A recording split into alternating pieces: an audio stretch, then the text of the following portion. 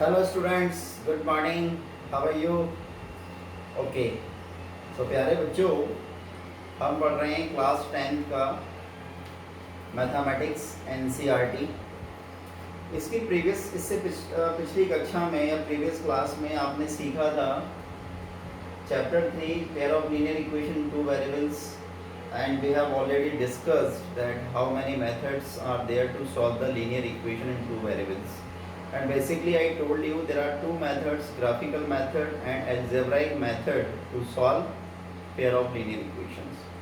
I also told you that graphical methods are not so important, that's why I denied for particular this timing, and we will discuss after some time, okay, when school will open.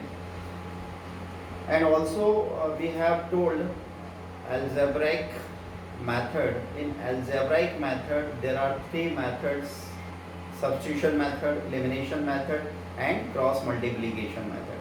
We have started the questions based on substitution method, exercise 3.3 and question number 1. Question number 1, solve the following pair of linear equations by the substitution method, and we have done the first question in previous class. Today we will do the second question. Second part, s minus t equal to 3 and s by 3 plus t upon 2 by 6.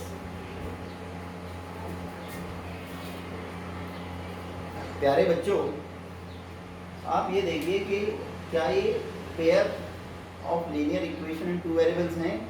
तो देखिए, pair यानी जोड़ा, तो definitely एक equation ये है, एक equation ये है, तो पेयर हैं।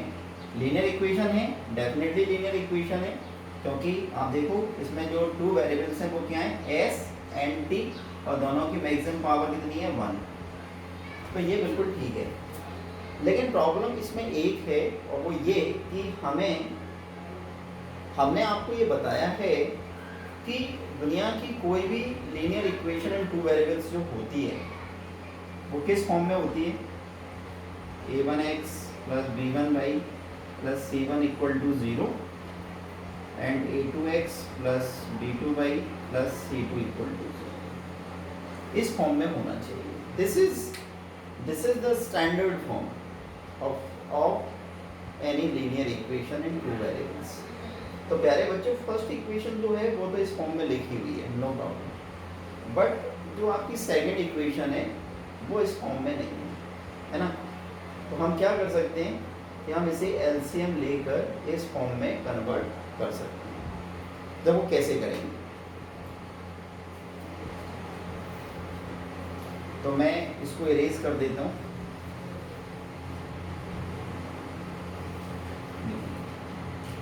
इसको हम इक्वेशन 1 दे सकते हैं, लेकिन इसको इक्वेशन 2 नहीं दे सकते। तो क्या करें, इसको जनरल इक्वेशन में कन्वर्ट करते हैं। तो सबसे पहले हम एलसीएम लेते हैं। 3 का और 2 का एलसीएम लिया 6, s का 2 से इंटू किया 2s, 3 का t से इंटू किया 3t equal to 6, cross multiply कीजिए 2s plus 3t equal to 6 का 6 से किया 36। Now it is in its standard form. अब बच्चों, हमारे पास दो इक्वेशन है, एक ये s minus T equal to 3 और एक ये 2s plus 3t equal to 36, and we have to solve both the equations by substitution method and find out the value of s and t। तो देखिए कैसे करेंगे। हमने आपको ये बताया था कि सब्स्टिट्यूशन मेथड में दोनों इक्वेशन में से एक इक्वेशन को चूज करो। तो क्या करें, इक्वेशन 1 को ले लेते हैं by equation first, s minus T equal to 3। Equation 1 का सिलेक्शन कर लिया बच्चों। अब हमने आपको ये बताया था कि दोनों वेरिएबल में से किसी भी एक वेरिएबल की वैल्यू निकाल सकते हैं जो आपको निकालना हो। तो s की वैल्यू निकालते हैं, तो therefore s equal to t उधर जाएगा तो प्लस का हो जाएगा, तो 3 प्लस टी, और इसको दे दिया मैंने इक्वेशन 3। इक्वेशन 1 से हमने s की वैल्यू निकाली, और हमने आपको बताया था, और ये याद रखने वाली बात भी है, it is very important point, कि आप जिस इक्वेशन से किसी भी वेरिएबल की वैल्यू कैलकुलेट कर रहे हैं आप उसमें उस वैल्यू को नहीं कर सकते। तो हमने s की वैल्यू कहाँ से निकाली है, इक्वेशन 1 से। तो आप इसको किस में रखेंगे, 2 में। तो रखिए, कैसे रखें, मैं यहाँ पे लिखता हूँ वहाँ इक्वेशन सेकेंड, और सेकेंड इक्वेशन क्या है हमारी, 2s plus 3t equal to 36।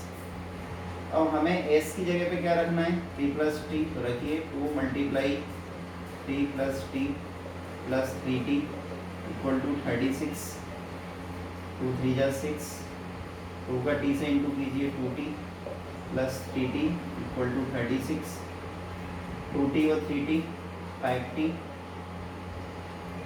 Equal to, इस 6 को उधर ले जाइए, 6 किसका हो जाएगा, माइनस का, और 5t equal to 36 minus 6 that is 30। यहाँ से t की वैल्यू निकालिए। तो t की वैल्यू निकालने के लिए क्या करेंगे, t इक्वल टू 30/5, 30/5, 5 6 या 30, t इक्वल टू 6। तो प्यारे बच्चों, t की वैल्यू 6 आ गई। अब इस t की वैल्यू को हम कहाँ रख सकते हैं, 1 में, 2 में या फिर 3 में। कंफर्टेबल क्या है, कंफर्टेबल है 3 में रखना, तो हम इसको 3 में रखते हैं।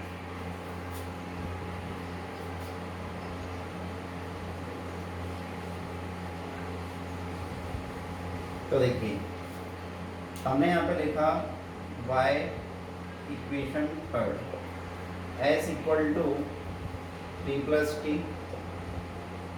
तो 3 प्लस टी की वैल्यू कितनी है, 6, 9। So therefore, what we have find out, s equal to 9 and t equal to 6. So hence what we can write? So we can write hence s equal to 9 and t equal to 6. These are our answers. I hope कि आपको ये question समझ में आया हो।